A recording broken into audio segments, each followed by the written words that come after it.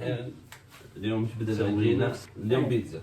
اي نفس العجينة بس بتختلف المكونات. طيب نفس العجينة اللي احنا تكلمنا عليها الأولية، الفيديو الأولي نفس الشيء حق عش النحل، نفس عجينة عش النحل. بس اللي بيفرق الحين شنو؟ اللي احنا بنحط المكونات غير يعني. انت اليوم بتحط المكونات غير الحين. يعني مثلا طماطم.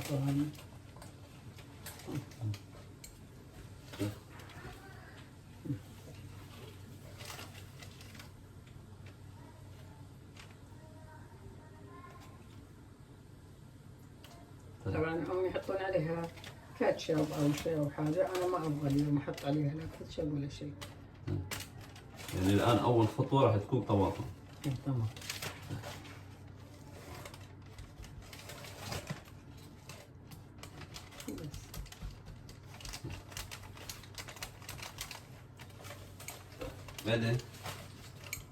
بعدين راح نحط شو اسمه البصل. بصل شوي سويت هذا اسمه شوي خليته يذبل عشان ما يصير قاسي.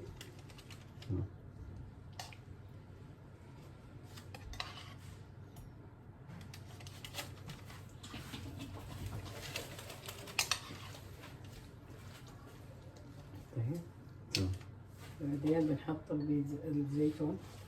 حط زيت. يعني الحين نفس العجينة الأولية فردناها، حطينا شو اسمه، حطيناها في صينية. والآن حطينا أول شيء طماطم. الطماطم أنت شلون سويتي؟ بس حطيتها على النار يذبل. حطيتها على النار يذبل؟ اي بس. يعني من دون أي شيء ثاني. اي عاد نسيت الفلفل الأخضر، يلا بنجيبه بعدين. وين الفلفل الأخضر؟ في هذا. الثلاجة؟ في الثلاجة. طيب. وين الفلفل الثلاجة؟ عاد شوفوا يمكن في سلة من السلات المفتوحة، السلات المفتوحة. لونها رصاص. لا ثاني فوق في الدرج الثاني. خلاص. لا مو هذه في الدرج الثاني محمد. السلة ذي اللي ما لها غطاء، الباسكت الحليبي اتوقع، باسكت الحليبي. اخر شيء من اللي حط اخر شيء؟ ما يبيها. لا انا اتوقع ثاني بعد بس يلا.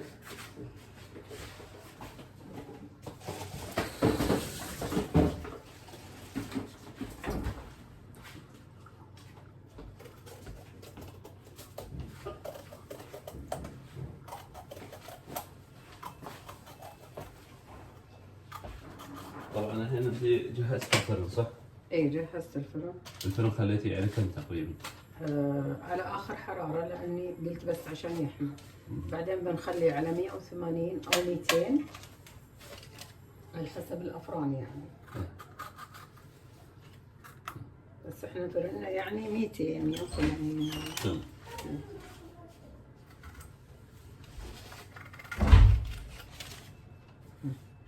بس الحين ايش بنسوي؟ انا عشان ما عندي جبنة موتزاريلا. طيب. يعني هي ارداحي عندي. بحط عليها بيض. عشان يمسك شو اسمه، عشان يمسك الخضروات.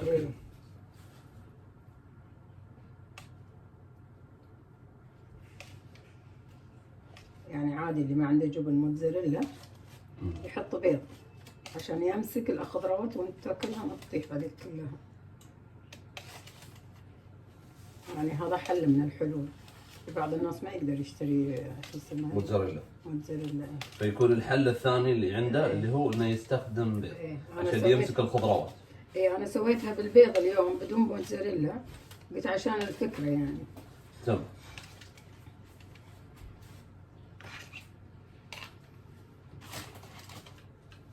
بس بندخلها الحين الفرن. الحين بتدخلينها الفرن.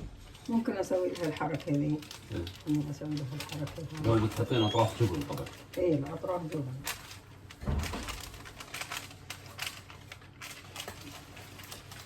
يعني لو بيكون اطراف جبن عادي بتحطينها. عادي. الحين بسوي الثانية كذا اطرافها جبن. طيب. كذا الحين هذه بتخش الفرن. تحتاج انها تخمر زي الاوليات ولا خلاص؟ انا عشان اخرتك خمرت وخلصت. يعني تحتاج تخمر. ايه لازم شوي تخليها برا عشان تخمر. تمام. خلاص الحين تنشال تروح الفرن.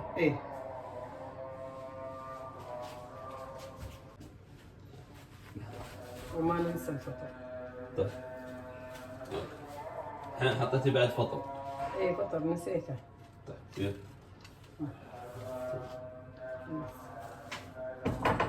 خلاص كذا الحين تروح الفرن. تروح الفرن.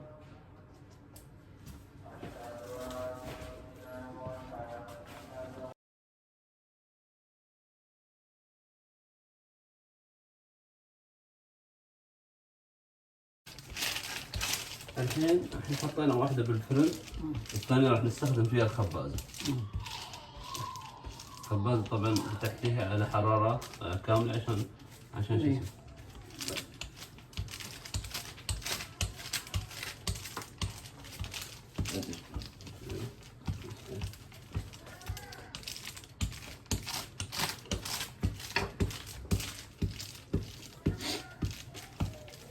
طيب الحين هذه فردتيها بنفس طبعا نفس العجينه لو اذا هذيك بالفرن وهذه بتفردينها وبتحطين فيها نفس الخضره.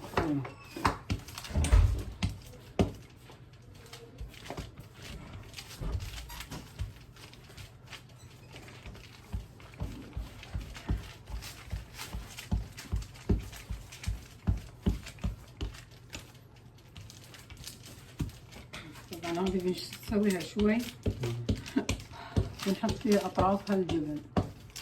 تضيفها اطرافها الجبن. دول تستخدمين طبعا جبن سايل ها؟ اي اكيد. طبعا لانه ما في اللي هو شو اسمه شيدر او كذا. لا او موتزاريلا. لا هو على حسب الاختيار يعني. تبي شيدر حط شيدر، تبي بس الفكره واحده راح. اي الفكره واحده. اهم شيء انك تحطها بالاطراف وتقفل عليه.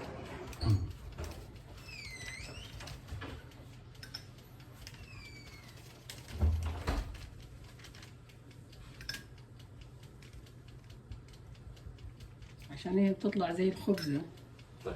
فلما تجي تاكلها تجي نهاية الطرف بعضهم يرميه، بعضهم يرمي الطرف.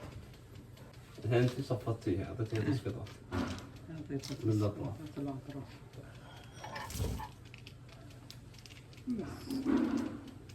الحين المرحلة الثانية. المرحلة الثانية بنحط الحشو. حطين الحشو. ايه. الحين بنحط الطعام. انت الحين سويتيها على شكل اول شيء بيضاوي. ايه. تمام؟ ايه. يعني حطيت الاطراف ونفس ما سوينا قبل شوي يعني صفطنا الاطراف، الحين اللي راح نستخدم الحين خضروات.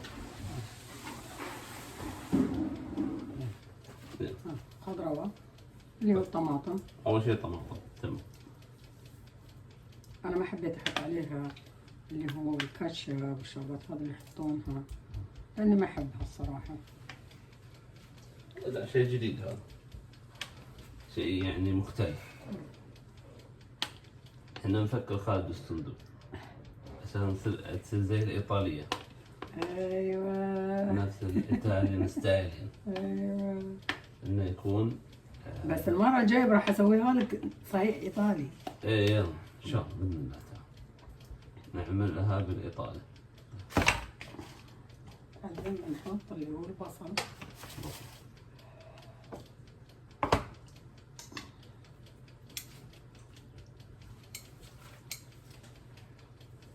عادل انا. ايه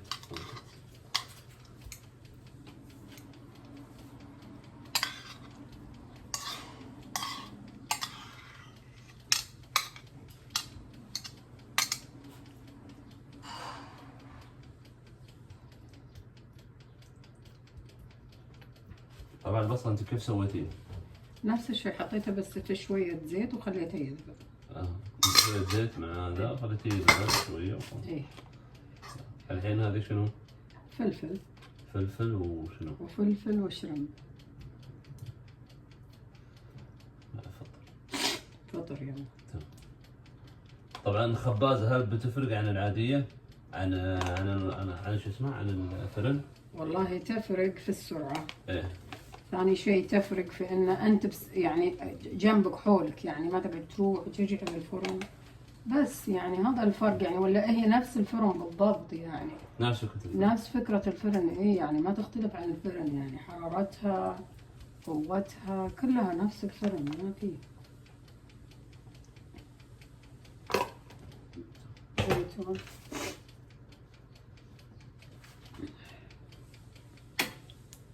طيب الحين طفت الحين معناته انها خلاص وصلت الحرارة المطلوبة. حارة انا موقتتها يعني. موقتتها كذا برجع افتحها مرة ثانية عشان تظل حارة ما تبرد. طيب يعني مع الخضروات الحين نرجع نعيد نفس الطريقة. اي نفس. سويتي اللي هو الحشوة. اي. كلها تشويح. الحين حطيتي بيض عشان تمسك المواد كلها مع بعض. اي.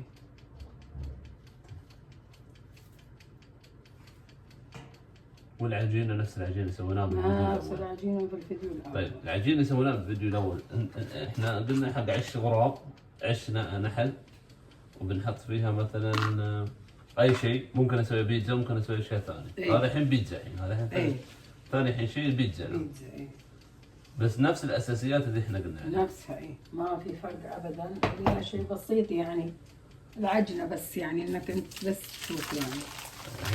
والخبز نفس الشيء يعني. عطني مقص. طيب دخلنا الفرن؟ اي بدخل الفرن بس ساعدني عاد الحين. يلا. ندخلها الخبازه. الحين تخش الخبازه. اي. بس اطرافها عشان ما تحترق. انت بتدخلينها بهذه ولا بتدخلينها بنفسها؟ بنفسها. بدون ورق؟ الا بالورق. بتدخلينها بورق الزبده؟ بالورق اي. بس احنا الاوليات ما دخلناهم بورق الزبده، بس هذا غير يعني. كلهم دخلناهم بورق الزبده، دخلت ذيك بورق الزبده. لا ما دخل. الا في حتى. يوم ساعة صفطة لك. لا عش النحل. اي عش النحل لازم تحطه في شو اسمه صينية علشان شو اسمه عشان يتكور ويصير لك زي العشة كذا. طيب. اي لكن هذا لا عادي. يلا روح هناك عشان تساعدني. يلا.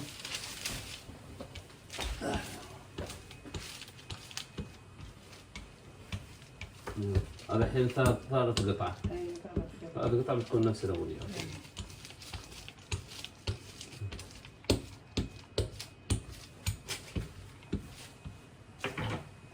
طيب. هذه القطعة بنخليها مميزة. طيب ليه؟ أول شيء بنحط فيها شدر. شدر يروح جيب الشدر من الفريزر. طيب.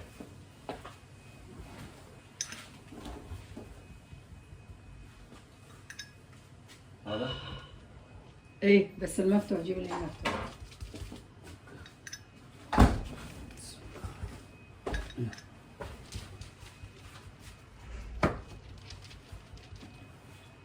هذا الحين ثالث واحدة. ايه مميزة شوي. بنحط فيها اللي هو الخضروات بالإضافة إلى الأجبان يعني. إلى الأجبان. طيب. الحين هذا طبعا بتكون خلطة أنت سويتيها قبل شوي، طماطم و شو اسمه ماشروم اللي هو فطر وفلفل أخضر. تمام. حطيت الأطراف جبن زي ما سوينا في الواحدة الثانية. أيوه. تمام. الحين حاطين برضو الجبن هذا.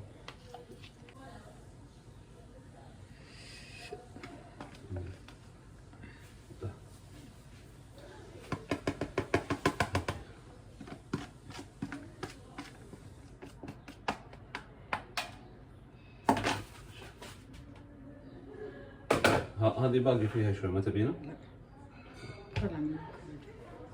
الحين بتحطين نفس الفكرة بيض. طبعا البيض انت كذا بتحطين عشان يمسك. اي يمسك الاغراض. في بعضهم حق فطور الصباح يحب تكون البيضة موجودة يعني فيها عشان تكون متكاملة. اللي هو عجين. اي عجين يعني فطور صباحي. طيب. يعني احنا في الصباح الحين.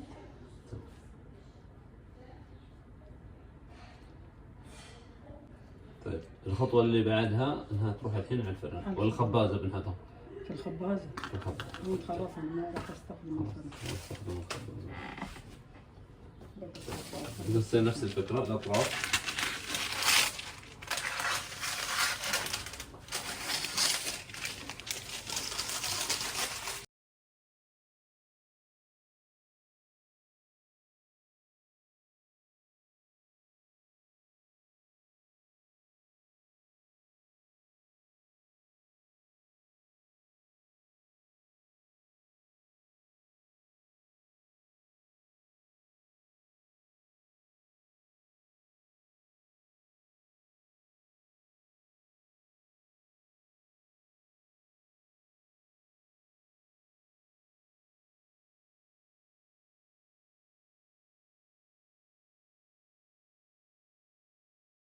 الحين راح ايش نقص مع الفرمشة.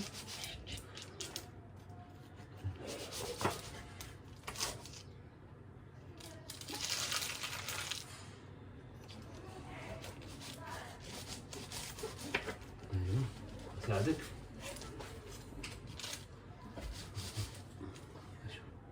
الحين طيب ايوه شفت كيف؟ اشوف اعطيني الصحن. معجضة معجضة تمام زين مو مقرمشة. طيب الحين انت حطيت الرانش اول شيء ولا مسوي رانش؟ طبعا نسوي رانش. الرانش اللي مسويته شلون بالمايونيز؟ لا خردل وش اسمه ورانش، خردل ورانش. رانش يعني مايونيز. ايه في الاخير هو مايونيز. ايوه اذا حبيت تحط كذا ايوه بس. لا خلاص بس دقيقة. هذا في الاخير. طيب الرانش مع مايونيز.